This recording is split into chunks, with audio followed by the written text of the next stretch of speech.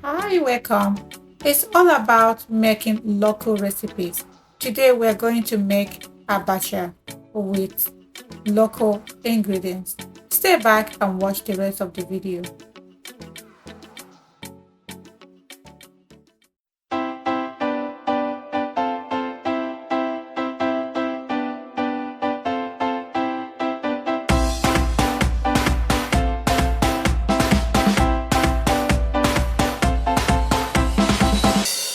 Hello, my name is Lydia. Today we're making abacha.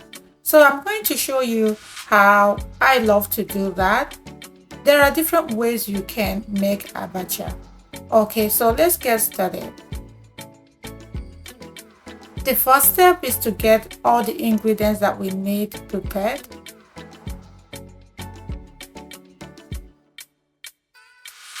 I love to add stockfish, and also we're going to use potash.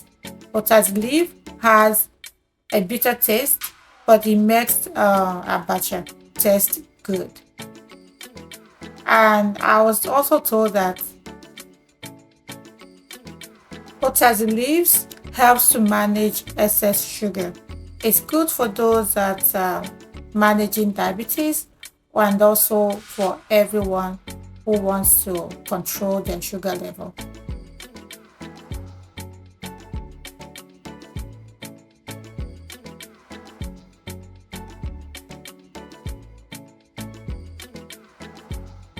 So whenever I'm using dry fish or stockfish, I'm always careful because I don't want bones in my food, especially when you have little kids.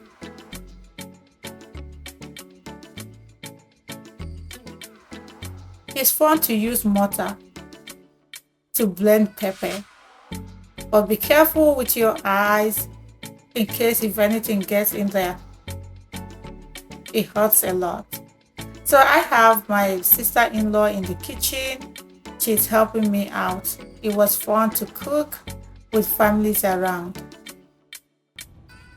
So basically, abacha is all about getting all your ingredients ready and then mix them all together. I cooked the stuffed fish because I want it to be soft. Every other thing doesn't really need to be cooked, except if you want to add beef or bomo. Okay, so now we have got everything ready. We're going to mix all together. I'm going to leave the ingredients on the description box in case if you want to take a peek. So that is it for this video.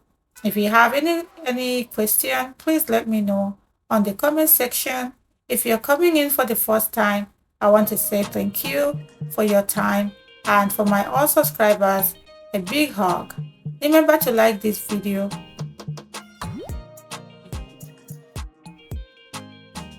If you haven't, and subscribe to our channel if you like what we're doing. Until we meet again, have a wonderful day. Bye.